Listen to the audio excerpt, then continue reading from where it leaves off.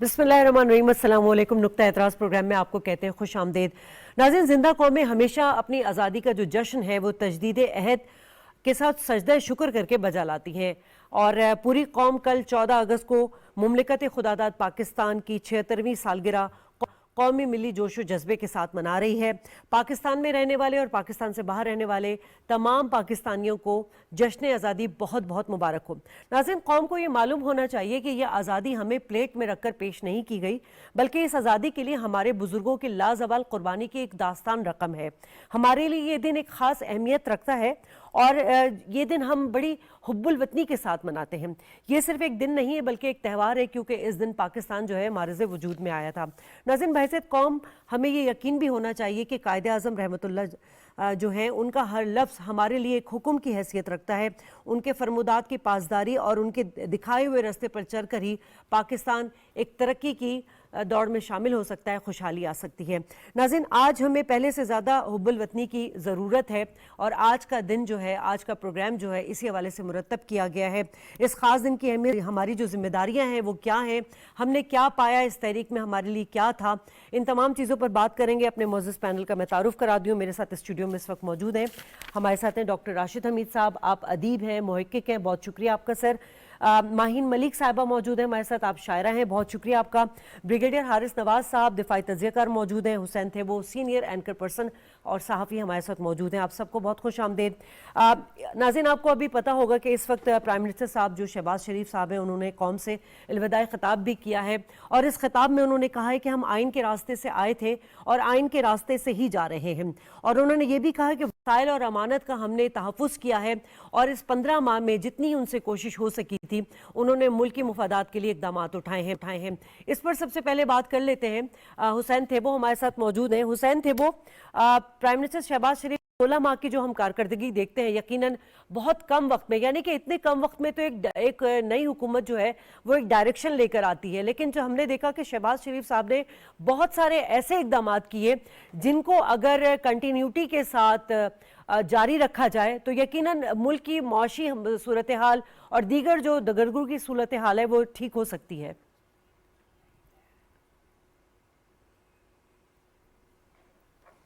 शाजिया, सबसे पहले आपका शुक्रिया। और आज मैं पूरे कौम को और दुनिया में जहाँ जहाँ पाकिस्तानी रहते हैं उनको पाकिस्तान की 76वीं सालगिरह की जश्न आज़ादी की चांद रात आज जो है वो मुबारकबाद देता हूँ।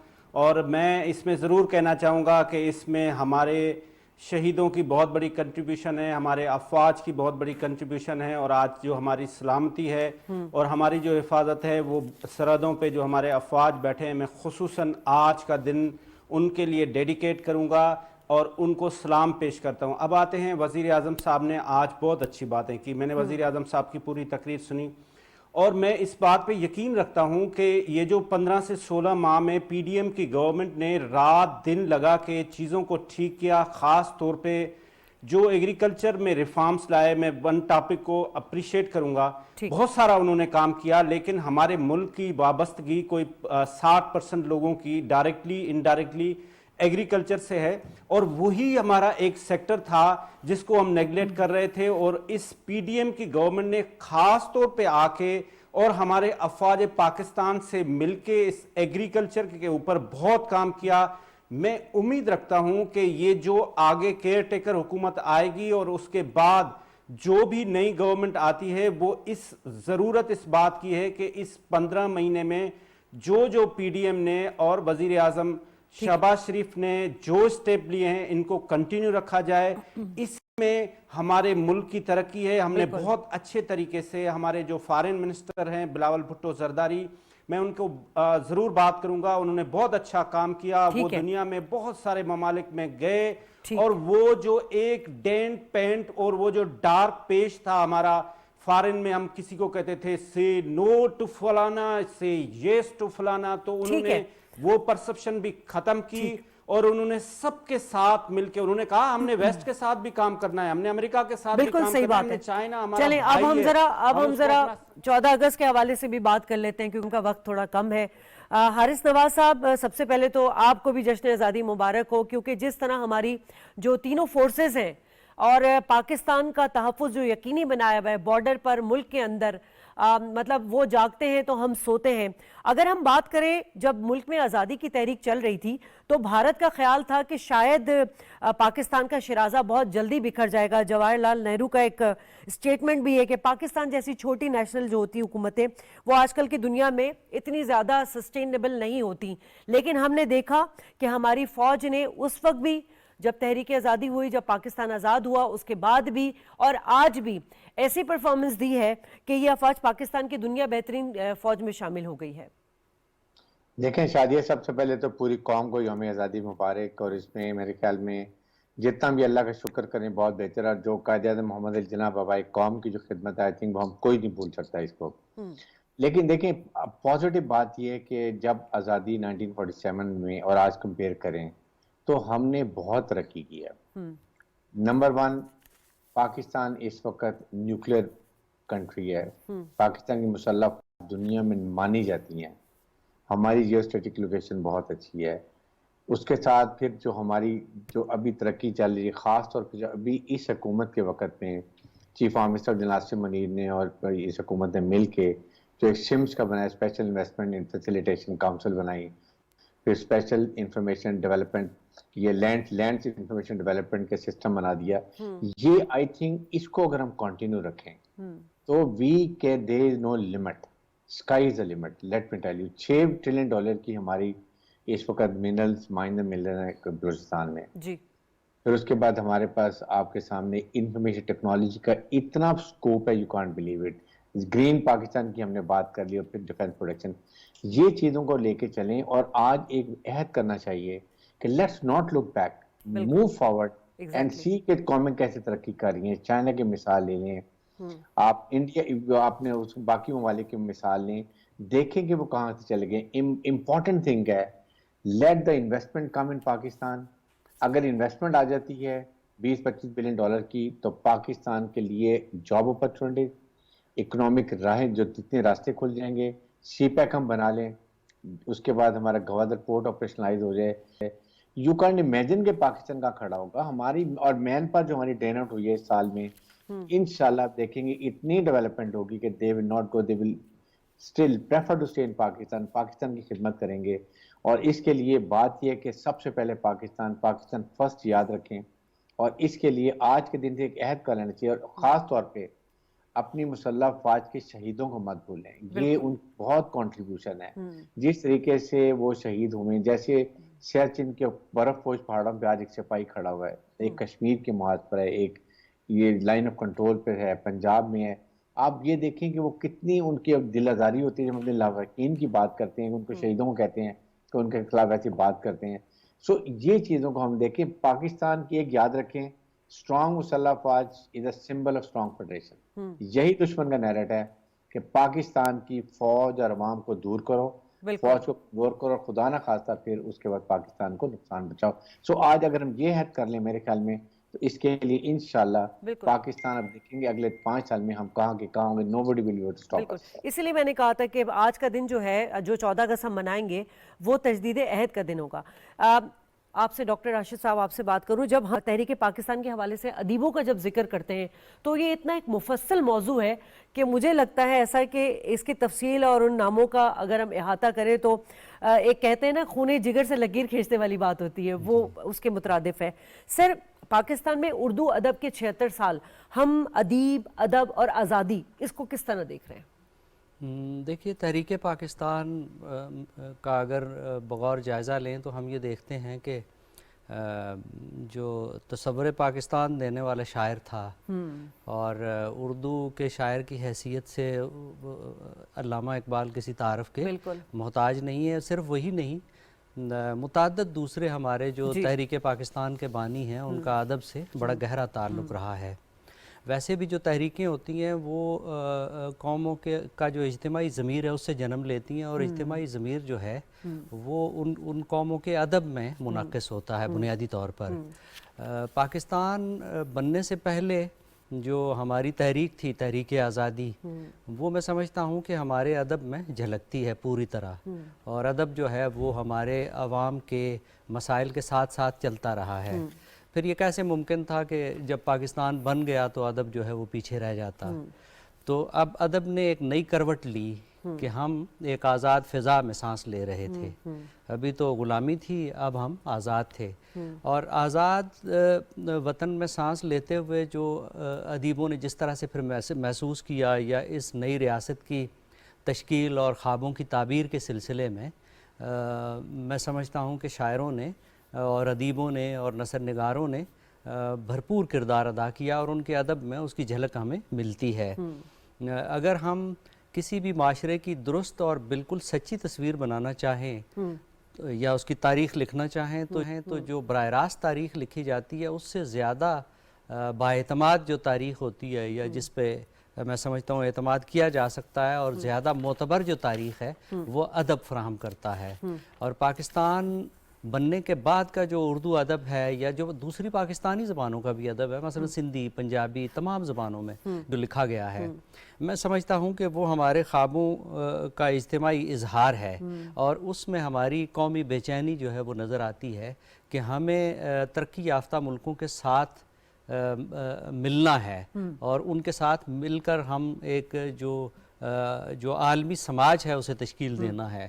میں سمجھتا ہوں کہ ہمارے ادیبوں نے صحیح طور پہ یہ محسوس کیا ہے کہ ہم عملاً بہرحال اس سفر میں کچھ پیچھے رہے ہیں. یہ جو احساس ہے یہ میں سمجھتا ہوں یہ بڑی قیمتی چیز ہے.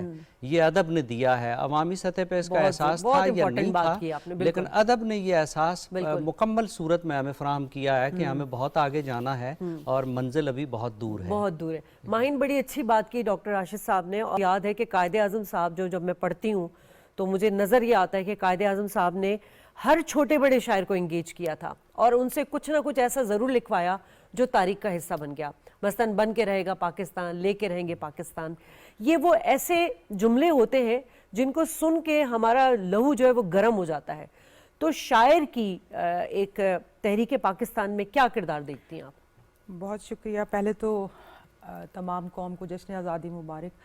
قائد اعظم محمد علی جناح جو ہیں وہ ڈائریکشن لیتے تھے علامہ محمد اقبال سے. علامہ آپ کو جیسے شاعر مشرق ہیں, پاکستان کے قومی شاعر ہیں, اور نظریہ پاکستان, پاکستان کا خواب, پاکستان کا مین جو ڈھانچہ تھا انہوں نے پیش کیا تھا.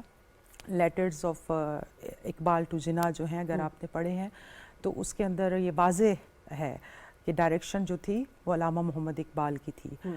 تو شاعر کی تو ہمیشہ سے اہمیت رہی ہے, ادب کی, ادیب کی. قوموں کی زندگی میں قومیں بنتی ہیں, سنورتی ہیں ادب سے. ٹھیک. ہاں جی. تو میں اپنی ایک نظم پاکستان کے حوالے سے سرائکی میں لکھی ہے, وہ میں چونکہ وقت کم ہے تو ڈائریکٹلی. بالکل. ڈاکٹر صاحب اجازت ہے؟ میری جند تے میری جان جیوے سوہنا پاکستان, میری سوچ تے میڈا دھیان جیوے میڈا پاکستان. میں جان ایندے تو واراں ہیں ایندے نال بہاراں, سونا پرچم ایندی شان جیوے سوہنا پاکستان. ساڈا سندھ سرحد پنجاب جیندے راہمن ساڈے خواب جیوے گلگت بلتستان. میڈا سوہنا پاکستان. ایندے سوہنے سوہنے لوگ, مٹھی بولی مٹھی چوگ, میں تواراں ای تو جان جیوے سوہنا پاکستان. منگا ہر جا میں دعاواں, شالا تھیمن دور بلاواں, رکھے اللہ اچھی شان جیوے سوہنا پاکستان. اے وائی اساں بیجی ساڑے خون دے نال رہی جی, ساڑے قائد دا فرمان جیوے سوہنا پاکستان. جیوے سوہنا پاکستان تھے وہ. اتنی خوبصورت انہوں نے عکاسی کی ہے ماہین صاحبہ نے. لیکن بات یہ ہے کہ پاکستان ایک ایسا ملک جو ایک نظریے کے نام پر بنا, لیکن انفارچونیٹلی ہم اپنے اس نظریات سے بہت حد تک دور ہو چکے ہیں کہ اس خوبصورت پاکستان کو ہم سنبھالنے میں ہم سے کوتاہی ہو رہی ہے.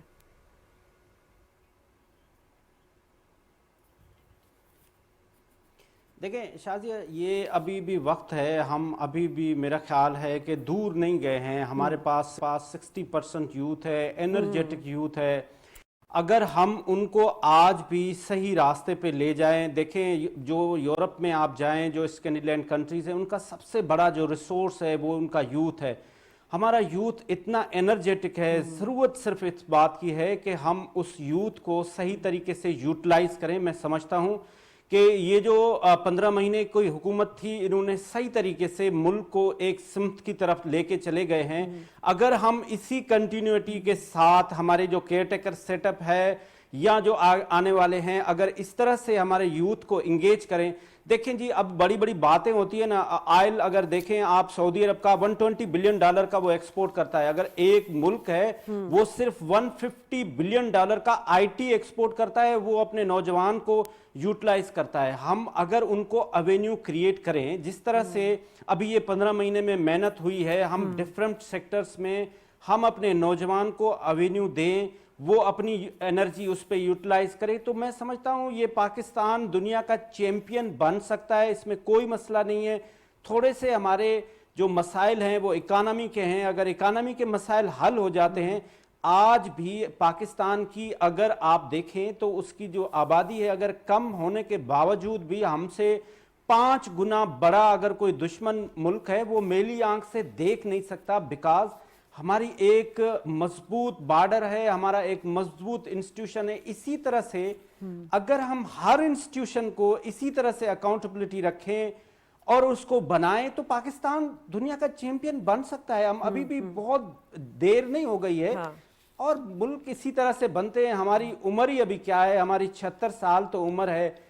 मुल्क बनने में 4-4 साल लगते हैं। तो मैं होपफुल हूं कि हमारी जो यूथ है वो एनर्जेटिक है, वो यहाँ से अगर जाके बाहर जाके अपने आप को बहुत अच्छे तरीके से मनवा सकते हैं, तो वो पाकिस्तान में भी बहुत अच्छा कुछ कर सकते हैं। जरूरत इस बात की है कि रियासत उनको सही तरीके से एवेन्यू जनरेट करके दे, उनको मोटिवेट करे, उनको इनकरेज करे, रादर देन कि उनको किसी गलत आदमी के पीछे लगा दे। और ऐसे आदमी जो झूठ बोलता हो, जो हमारे इंस्टीट्यूशंस पे, जो हमारे इदारों पे, जो हमारे शोधा पे जो अटैक करता हो, उनको गलत तरीके से ये जो सोशल मीडिया का, इसी बात का जवाब मैं हारिस साहब से लूंगी। हारिस, इसमें कोई दो राय नहीं, मैंने पहले भी ये बात की कि हमारी अफवाज पाकिस्तान जिस तरह हमारा दिफा करती हैं, बॉर्डर पर खड़े होके हमारे लिए अपना खून बहाया, इतनी कुर्बानियां दी इन शोधाओं ने। लेकिन बात वही है कि हमारी जो कुछ अरसा, जो 4.5 साल जो हमारी एक मुआशरे में एक तकसीम नज़र आया, नेशन बिल्डिंग की इस वक्त बहुत ज़रूरत है। और आर्मी चीफ साहब, जो हमारे सर्विंग चीफ साहब हैं, उनकी हमें एक चीज़ बड़ी मस्बत नज़र आती है कि वो बड़े ऑप्टिमिस्टिक हैं। और जिस तरह उन्होंने इकोनॉमी को लेके और जो सिटिंग जो हुकूमती सिविल उसको लेके जिस तरह वो आगे बढ़ रहे हैं, अपनी हिमायत दे रहे हैं, ताउन दे रहे हैं, तो यकीनन इसी कंटिन्यूटी के साथ चलेंगे तो हम अपने ही चीज़ों को यूटिलाइज कर सकेंगे। हारिस साहब देखें शादिया, बात यह है कि नेशन बिल्डिंग में बिल्कुल मुसल्लह अफवाज पहले भी पार्टिसिपेट करती हैं। और आपके सामने कराकोरम हाईवे, सिल्क रूट आपने पूरा बनाया है। उसके बाद कई क्लेमिटीज होती हैं, वहाँ पर जलजला आ जाता है या सैलाब आ जाते हैं या कुछ और आफत आ जाती है।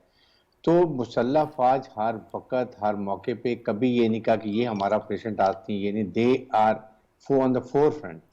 और ख़ास तौर पे चीफ ऑफिसर जनाब ने ये जो एक इनिशिएटिव लिया, जिसमें हम सिम्स की बात करें, स्पेशल उसके लिए इन्वेस्टमेंट फैसिलिटेशन काउंसिल बनाई है, फिर एक special information development, land development आपने सिस्टम बना दिए। ये अब ये रहना है, ये फौज और उसके बाद जो आपकी हुकूमत जो भी आएगी कंटिन्यूटी में।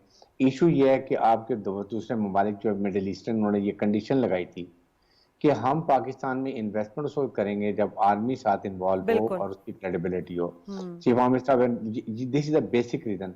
ग्रीन पाकिस्तान 5000 एकड़ जमीन चीफ मिनिस्टर साहब ने जो भी खानेवाल में डेवलप की है, सिर्फ 3 महीने में 32 लोगों से 5000 एकड़ जमीन ग्रीन चुलिस्तान को कर दी। Like by the intent going for all over the country. और ये जहन में सोच गलत आ गई है कि कहीं फौज ने जमीन को क्या करना है।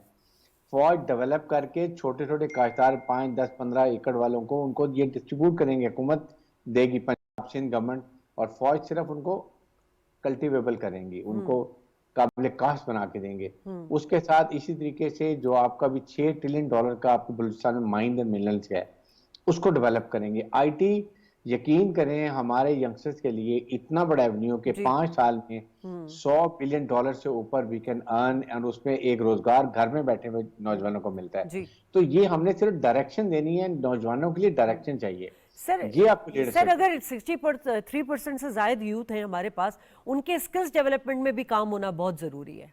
तो उसके लिए आईटी यूनिवर्सिटीज आपने अभी बनानी चाहिए हमें। उनके लिए ये सारी टेक्निकल यूनिवर्सिटीज, और सबसे पहले आईटी यूनिवर्सिटी होगी, यूनिवर्सिटीज होंगी, नॉट यूनिवर्सिटी। उससे आप ये देखेंगे कि पाकिस्तान में कितना स्कोप है। द ओनली थिंग इज कि पॉलिटिकल विल, मेंटल रिजॉल्व, जो भी नई हुकूमत आए, फौज तो साथ कंटिन्यू करेगी। हमारी मुल्क की प्रॉब्लम ये है, जब भी एक हुकूमत आती है, दूसरी आती है, वो सारा पुराना चेंज कर देते हैं, फिर नए से स्टार्ट करते हैं। This time we are going to ensure कि इसमें कंटिन्यूटी ऑफ पॉलिसी हो।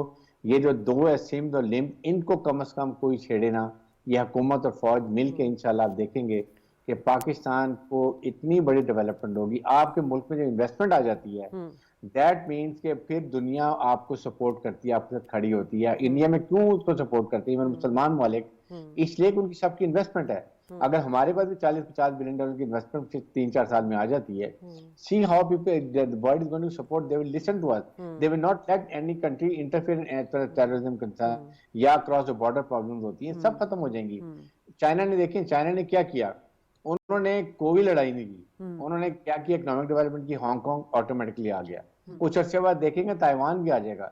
अमेरिका ने इराक में गया, लिबिया में गया, सीरिया में गया, अफगानिस्तान में आया, लड़ाइयां लड़ी, अपनी इकोनॉमी कमजोर की। आप देखें चाइना कहां चला गया।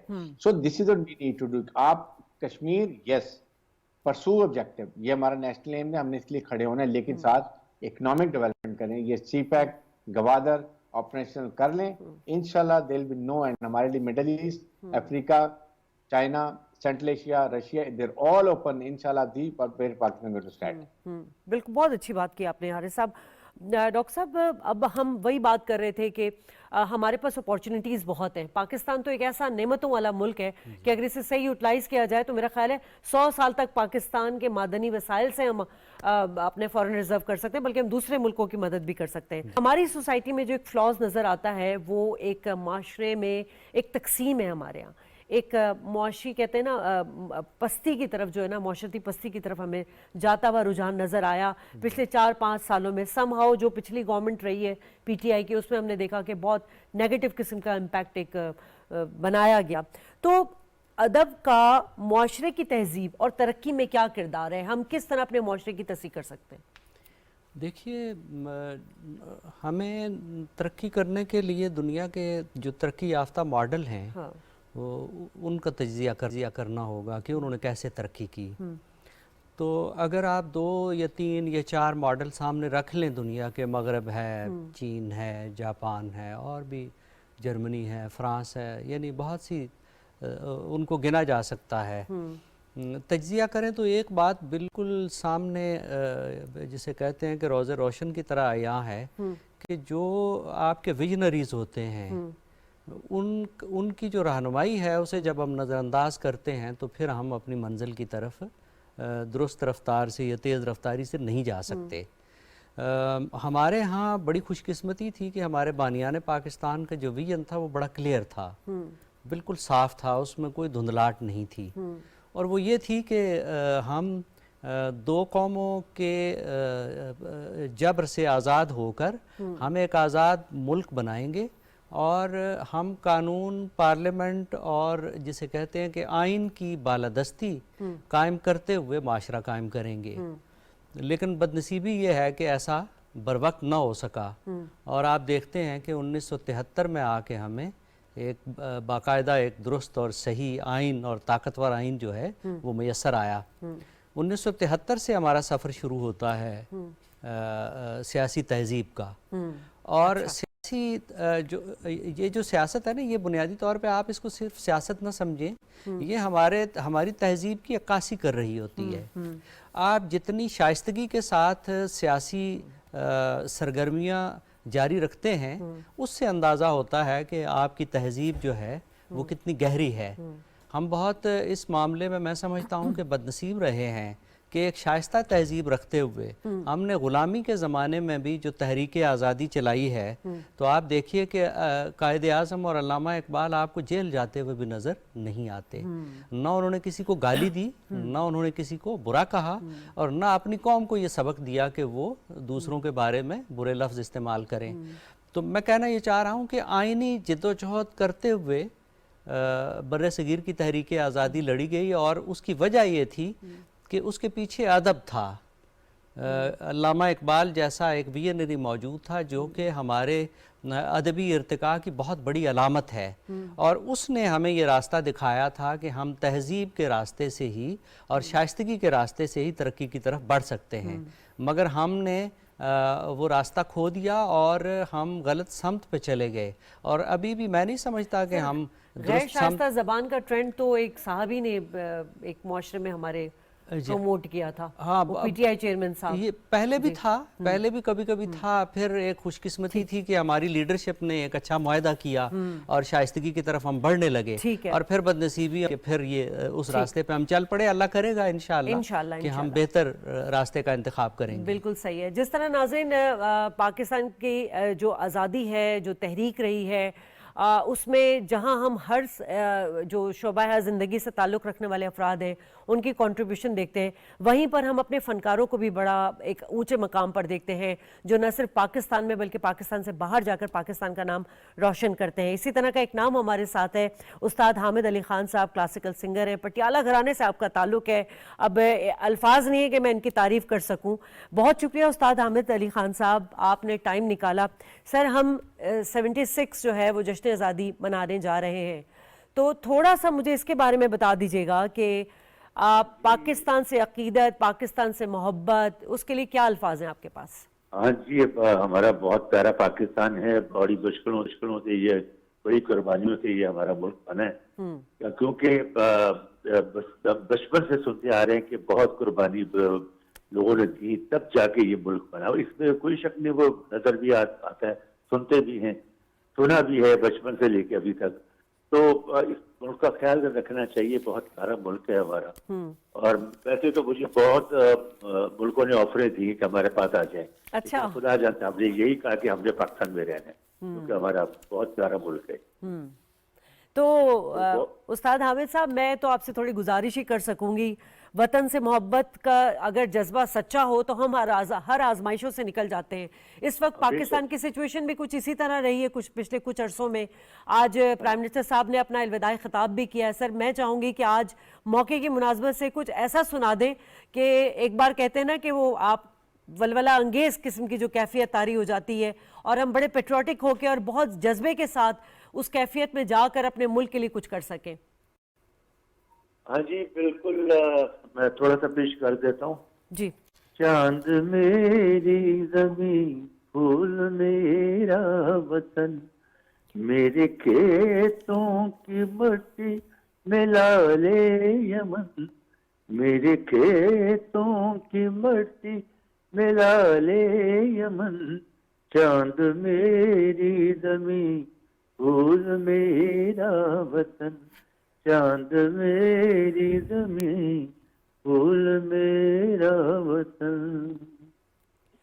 بہت شکریہ آپ کا حامد صاحب، اتنی خوبصورت آپ نے یہ دو اشعار پڑھے ہیں اور اس ادا سے پڑھے ہیں کہ یقین کریں کہ پھر سے ایک وہ کہتے ہیں نا کہ خون میں سرسراہٹ، وہ جو نور جہاں کا ایک گانا تھا، اے راہ حق کے شہیدوں، جب ہم وہ سنتے تھے تو ہمارے اندر ایک کیفیت طاری ہو جاتی تھی، اور آپ کی اس ادائیگی سے وہی کیفیت طاری ہو گئی۔ بہت شکریہ آپ کا حارث نواز صاحب، آپ کا بہت شکریہ، تھیبو صاحب آپ کا بہت شکریہ، آپ کا ماہین بہت شکریہ، ڈاکٹر صاحب آپ کا بہت شکریہ۔ ناظرین، یقیناً پروگرام کا وقت جو ختم ہو رہا ہے، اس اختتام کے ساتھ دو کلمات خالی کہوں گی کہ آج ہمیں پہلے سے زیادہ نا حب الوطنی کی ضرورت ہے۔ چاند ہے ہمارا ملک، پھول ہے ہمارا ملک، بے شمار نعمتیں ہیں، نہیں ہے تو وہ نیت نہیں ہے، وہ صلاحیت نہیں ہے۔ نیت پیدا کریں، صلاحیت پیدا کریں، اس ملک کو خوشگوار بنائیں، اس ملک کو خوشحال بنائیں۔ یقین جانیں پاکستان ہے تو ہم ہیں۔ پاکستان زندہ باد۔